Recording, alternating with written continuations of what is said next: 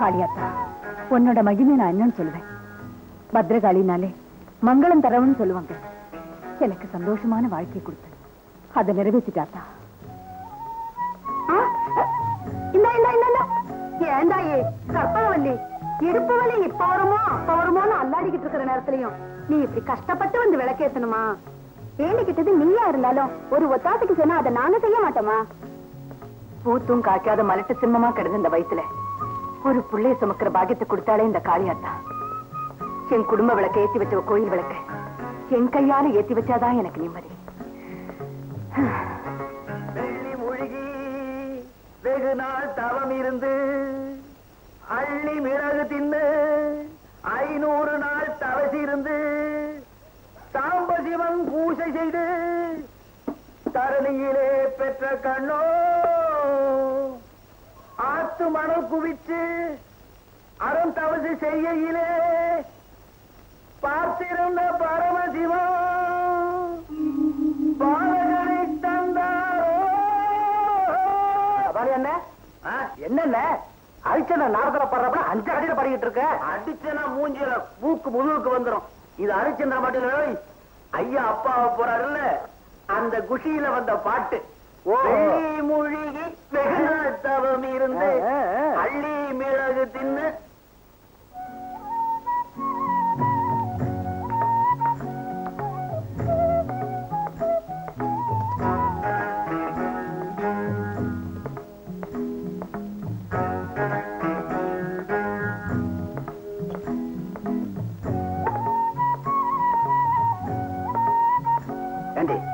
வயத்து புள்ளக்காரி, இதெல்லாம் யார் உன்னை கொண்டு வந்து இங்க வைக்க சொன்னது? இதையெல்லாம் நான் செய்ய மாட்டேனா? எதுக்கு இருக்க குதிர் மாதிரி? நான் என்ன கல்லி மண்ணி மாசம் வைக்கிறேன்? வெந்த சொத்தை கொண்டு வந்துட்டேன், அதுக்கு போய் இப்படி பதறீங்களே? அடி போடி விவரம் கட்டவள, நீ பாரத்தை சுமக்கிறடி. பச்சை மண்ண வகுத்துல சுமக்கிற.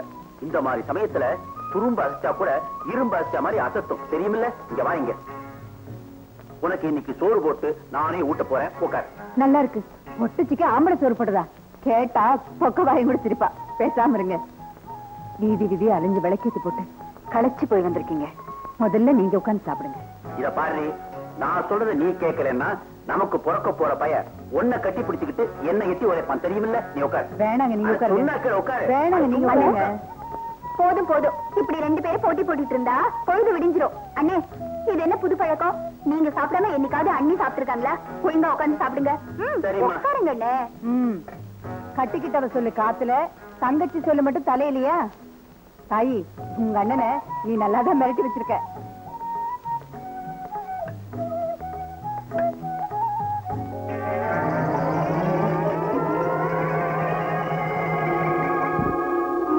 கற்பகவல்லி, முதல்ல விருந்தாளிதான் சாப்பிடணும். மிச்சர்தான் உன் வீட்டுக்காருக்கு, புரியுதா? ஆஹா, பிரமாதம். டேய், நீ ரொம்ப கொடுத்து வச்சுவேன். உன் பொஞ்சாதி வடிச்ச சாதம் பிரசாதம். என்னடா நான் பாட்டுக்கு பேசிட்டே இருக்கேன், நீ பாட்டுக்கு பிடிச்சு வச்ச கோகிட்ட நின்றுட்டே இருக்கேன். 6 மாசம் பார்க்காதால அடையாளமே மறந்து போச்சா? ஏண்டா நீ ஒரு சிநேகிதனாடா? சின்ன வயசுல இருந்து ஒன்னாவே சாப்பிட்டு ஒன்னாவே தூங்கி என்கிட்ட கூட சொல்லிக்காம எங்கடா போனேன்?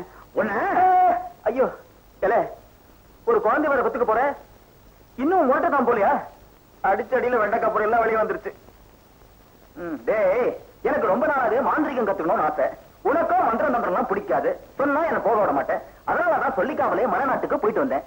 உழைச்சு பிழைக்கிறத விட்டுட்டு மத்தவங்களை ஏச்சு பிழைக்கிற மந்திர தந்திரம் எல்லாம் கத்துக்கிறதுக்கு உனக்கு எப்படா மனசு வந்தது? மத்தவங்களை ஏமாத்துறதுக்காகவோ கெடுக்கிறதுக்காகவோ நான் மாந்திரிகத்தை கத்துக்கிட்டு வரல. ஏவல் பில்லி சூல்யம்னு எத்தனையோ பேர் சில மாந்திரிகங்களால நரக வேதனையை அனுபவிச்சுட்டு இருக்காங்க. அப்படிப்பட்ட அப்பாவி மக்களை காப்பாற்றணுங்கிறதுக்காக தான் நான் மாந்திரிகத்தை கத்துக்கிட்டு வந்திருக்கேன். என்னோட மாந்திரிகம் மருத்துவத்துக்கு சமம். அந்த கதையெல்லாம் அப்புறமா பேசலாம். நீங்க 2 பேரும் முதல்ல உட்கார்ந்து சாப்பிடுங்க. வீரம்மா, இன்னொரு தட்டு எடுத்துட்டு வா. இன்னொரு தட்டு இருக்கு, இந்த தட்டே போதும். ஒரு தட்டுல நீங்க 2 பேரும் சாப்பிட்டு இருந்தா எப்படி? இவங்க 2 பேரும் ஒன்னா சாப்பிடறதுக்கு ஒரு வழி பண்ண வேண்டாமா? அதான் பையன் வந்துட்டானே, நல்ல நாளா பார்த்து கல்யாணத்தை முடிச்சிருவோம். இல்ல மந்திரத்தால தந்திரமா தங்கச்சி கழுத்துல தாலி கட்டிடுவோம். போங்க அண்ணே. அண்ணே, எனக்கு நேரமாச்சு. கங்காதேவி காத்துட்டு இருப்பா. யார் அது கங்காதேவி? சமயந்தார் வீட்டு மாவா.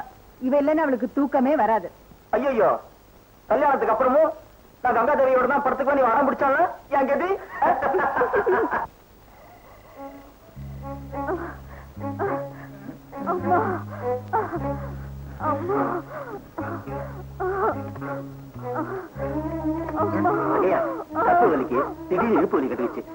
தங்கச்சி வேற ஜமீதா விட்டு போயிருக்கா. நீ பாத்துக்க, நான் மருத்துவ வச்சு எடுத்து வந்துடுறேன்.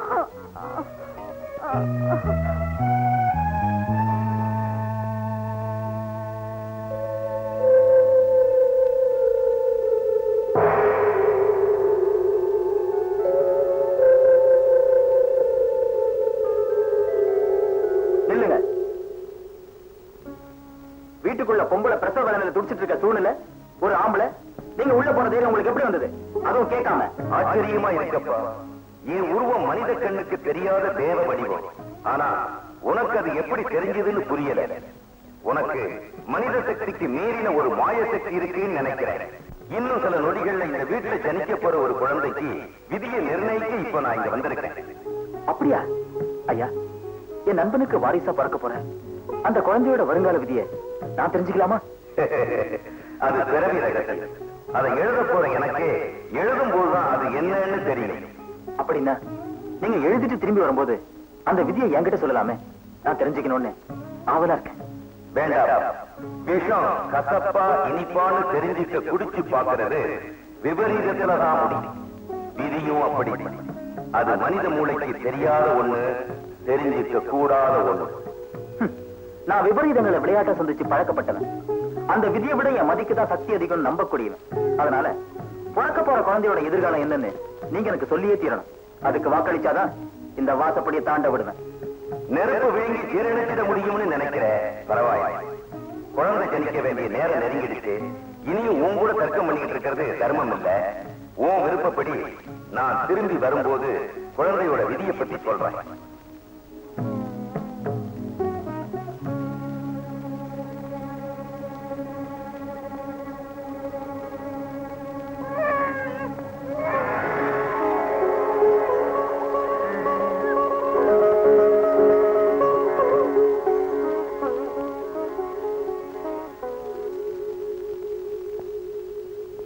தந்தையை கொண்டு தாயை விதவையாக்கிற விபரீதமான தோஷத்தோட குழந்தை பிறந்திருக்கு.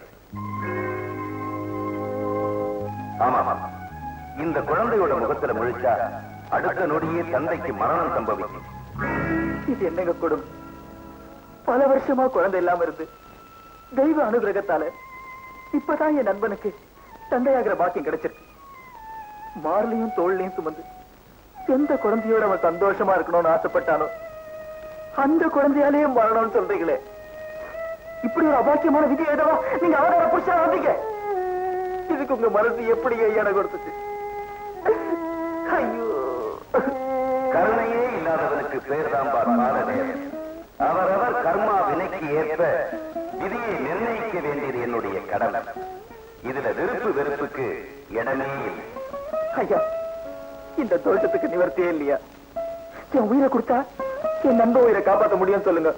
அதுக்கும் நான் சித்தமா இருக்கேன். எரிஞ்சுக்கிட்டு இருக்கிற சூரியனையும் சுழந்துகிட்டு இருக்கிற பூமியையும் என்னைக்கு மனிதனால மாற்றி அமைக்க முடியுமோ அன்னைக்குத்தான் விதியையும் மாற்றி அமைக்க முடியும்.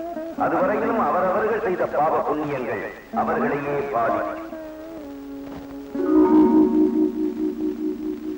அந்த குழந்தைக்கு நான் குறிப்பிட்ட தோஷம் 60 பௌர்ணமி வரைக்கும் நீடிக்கும்.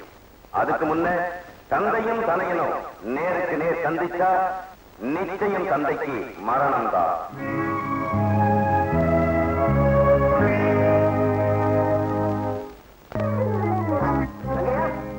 என்ன சொல்லி பாக்குறீங்க? ஒண்ணுமில்லாயா, என் சிநேகனை காவல் வச்சு போனேன், அவனை காணோம். நீங்க உள்ள போங்க.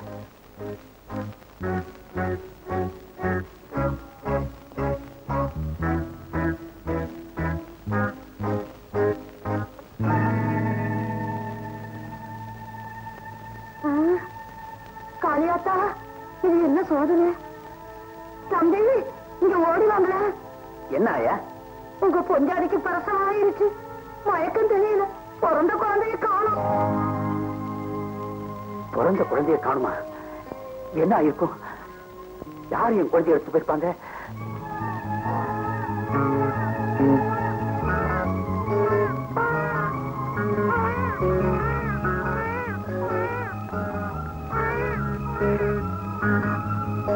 பயப்புள்ள பச்சை குழந்தை தூக்கிட்டு பாதுகாத்துல எங்க போறான்?